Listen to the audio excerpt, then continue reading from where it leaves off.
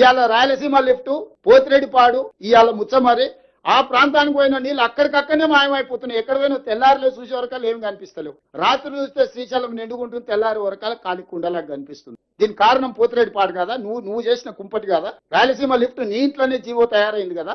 ముచ్చమరి చంద్రబాబు నాయుడు కడుతుంటే మూసుకొని కూర్చున్నది నువ్వే కదా. ఏదన్నా మేము వచ్చినాక ప్రారంభించిన ప్రాజెక్టు ఉందా? ఈరోజు ఇటు కృష్ణా బేసిన్, కృష్ణా మొత్తం కొలగొట్టిరు వాళ్ళు. అదే ఊపు మీద గోదావరి బేసిన్కి వచ్చింది. ఈ 10 ఏళ్ళు నువ్వే కదా ఉన్నది. ఈ 10 ఏళ్లలోనే కదా ఈ దుర్మార్గం జరిగింది. ఉమ్మడి రాష్ట్రంలో అన్నో సమైక్య పాలకులు మనకు అన్యాయం చేసిరని ఓకే, 10 ఏళ్లలో మీరేం చేసిండ్రు? ఇలా ప్రాజెక్టులు పూర్తి చేయడానికి ఖర్చు పెడదామంటే నిధులు లేవు, నీళ్లు ఆగుతలేవు, అవి కిందికి పోతూనే ఉన్నాయి. ఇగో కింద నీళ్లు ఉన్నాయి కదా, నేను ఎత్తుకపోతాను ఆయన తయారైండు.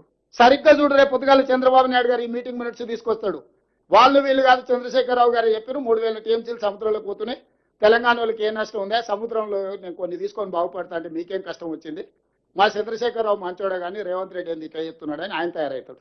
అందుకే మీడియా మిత్రులారా, ఈరోజు స్పష్టంగా రాజకీయాలకు అతీతంగా మనందరం ఒక దగ్గర కూర్చొని చర్చించుకొని ముందుకు వెళ్ళాలి. ఈరోజు కేంద్ర ప్రభుత్వం మీద ఒత్తిడి తీసుకురావాలి. మోడీ గారికి చంద్రబాబు నాయుడు గారు అవసరం ఉంది, చంద్రబాబు నాయుడు గారికి గోదావరి జలాల అవసరం ఉంది. ఇది భగవంతుడికి భక్తుడికి అనుసంధానం, అంబికా దర్బార్ భర్త అన్నట్టుగా ఉన్నది. వాళ్ళిద్దరి మధ్యలో అధికారం నీళ్లు పంపకాలు చేసుకుంటే అధికారం నీకు నీళ్లు నాకని. అందుకే ఈరోజు అన్ని వ్యవస్థల దగ్గరికి మేము వెళ్తున్నాము. నాకు ఉత్తమ్ కుమార్ రెడ్డి గారికి ఎలాంటి భేషజాలు లేవు. అందరినీ కలుస్తాం, అందరితో మాట్లాడతాం, సమస్యకు పరిష్కారం కనుగొనడానికి చూస్తాం. కాకపోతే లీగల్ ఫైట్ ఎట్లా చేయాలి, పొలిటికల్ ఫైట్ ఎట్లా చేయాలి, టెక్నికల్గా ఎట్లా ఫైట్ చేయాలో ఫైట్ చేస్తాం. చివరిగా చంద్రబాబు నాయుడు గారికి నా సూచన ఒకటే, ఇది మనం గ్యాప్ పెంచుకోవడం, దూరం పెంచుకోవడం ద్వారా పరిష్కారం కాదు. మీరు ఢిల్లీలో మోడీ గారిని ఒత్తిడి తెచ్చి అనుమతి తెచ్చుకోవడం వల్ల ఇవి పూర్తి కావు. కాబట్టి మా తెలంగాణ ప్రాజెక్టులో గోదావరి బేసిన్ మీద 968 టీఎంసీలు, కృష్ణా బేసిన్లో పరివాహక ప్రాంతం ప్రకారం మాకు ఒక 555 టీఎంసీల నీళ్ళు వస్తాయి. దాని బేసిస్ మీద మేము కొన్ని ప్రాజెక్టులు కట్టుకుంటాం. ఈ రెండింటికి మీరు క్లియర్గా అనుమతి ఇవ్వండి. ఆ తర్వాత ఎన్ని సముద్రంలో పోయే నీళ్ళు మీరు ఎన్ని తీసుకుపోయినా మాకు అభ్యంతరం లేదు. 3000 మీరు ఎన్నైనా తీసుకెళ్ళండి.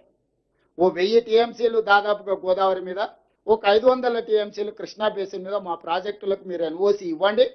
ఈ 2 ఎన్ఓసీలు ఇచ్చిన తర్వాత మేము మీ ప్రాజెక్టులకు ఎలాంటి అభ్యంతరం పెట్టము. మా తెలంగాణకు 1500 టీఎంసీలు వస్తే 1,50,00,000 ఎకరాలకు మేము నీళ్లు అందించుకోగలుగుతాం. మా తెలంగాణలో పంటలు పండించుకుంటాం. మీకు మాకు ఎలాంటి సమస్యలు ఉండవు. వ్యక్తులుగా కాదు, ఇది 2 సంస్థలు, 2 రాష్ట్రాలు. ఈ రాష్ట్రాల ప్రజల ప్రయోజనానికి కృష్ణా బేసిన్ మీద ఒక 500 టీఎంసీలు, గోదావరి బేసిన్ మీద దాదాపు ఒక 1000 టీఎంసీలకు మీరు బ్లాంకెట్ ఎన్ఓసి ఇవ్వండి. ఆ తర్వాత మీరు ఏ ప్రాజెక్టులైనా కట్టుకోండి, మాకు అభ్యంతరం లేదు. కేంద్ర ప్రభుత్వానికి కూడా మా విజ్ఞప్తి ఇదే, శశపిషలు లేవు. కిషన్ రెడ్డి గారు, కేటీఆర్ గారు ఒత్తిడితోటి నువ్వు ఎన్నిసార్లు తప్పించుకుంటావో నీ ఇష్టం. తెలంగాణ ప్రజలు నిశ్చితంగా గమనిస్తారు. రేపు సిఆర్ పాటిల్ దగ్గరికి వెళ్ళడానికి మాకు టైం ఉంది. కిషన్ రెడ్డి గారిని రిక్వెస్ట్ చేసినాం, ఢిల్లీలోనే ఉంటారు కాబట్టి మీరు కూడా మాతో పాటు రండి. సిఆర్ పాటిల్ దగ్గరికి వెళ్ళి తెలంగాణ ప్రజల ప్రయోజనాల గురించి మాట్లాడుతామని మా మంత్రి గారు ఆల్రెడీ విజ్ఞప్తి చేసిండ్రు. వారిని కూడా మాతో కలిసి రావాల్సిందిగా, తెలంగాణ ప్రయోజనాల కోసం పాటు పడాల్సిందిగా విజ్ఞప్తి చేస్తున్నా.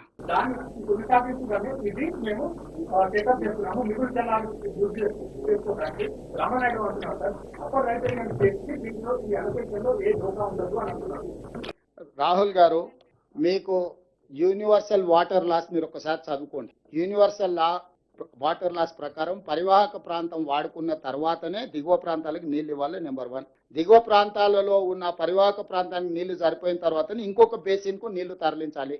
ఈరోజు గోదావరి బేసిన్లో ఉన్న ఆయకట్టుకు నీళ్లు ఇవ్వకుండా ఇతర బేసిన్లకు తరలించడానికి వీల్లేదు. Point number 1.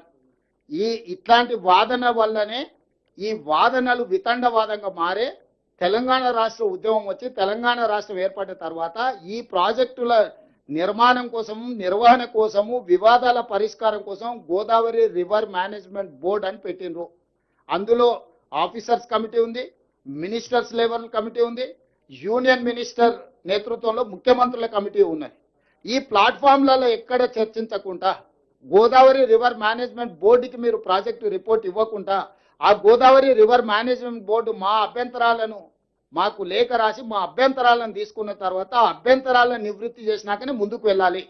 ఈ ప్రాసెస్ నంతా ఆంధ్రప్రదేశ్ డీవియేట్ చేసి మాకు అధికారం ఉంది, మేము అధికారాన్ని చెలాయిస్తాం, మోడీ గారు మాతో పాటు ఉన్నారు కాబట్టి ఢిల్లీ నుంచే కిందికి దిగుతామని వస్తున్నారు. ఇది మీరు అర్థం చేసుకోవాల్సిన పాయింట్. ఇది నిజంగానే ఆంధ్రప్రదేశ్ వాదనలో బలం ఉంటే చట్టం చేసింది పార్లమెంట్, రివర్ మేనేజ్మెంట్ బోర్డులు ఏర్పాటు చేసి state reorganisation act 2014 saying that Godavari River Management Board has to address Godavari issues, Krishna River Management Board has to address Krishna River Management Board issues.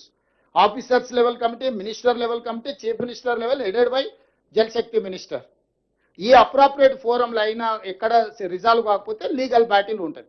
ఈ అప్రాప్రియేట్ ఫోరంలలో ఈ ప్రాజెక్ట్ గురించి చర్చించకుండా సీదా finance minister దగ్గర, సీదా environment minister దగ్గరికి approval అయినాక కదా పర్యావరణ శాఖ దగ్గరికి వెళ్లాల్సింది. ఇది అప్రూవల్ అయినాక కదా ఆర్థిక శాఖ మంత్రి దగ్గరికి వెళ్లాల్సింది. ఇవన్నిటిని పక్కన పెట్టి ఈరోజు ఆ వైపున ముందుకు వెళ్తున్నారు అని అంటే ఇందులో వాళ్ళు చేస్తున్న వాదనలో లోపం ఉందన్న సంగతి మీరు అర్థం చేసుకోండి.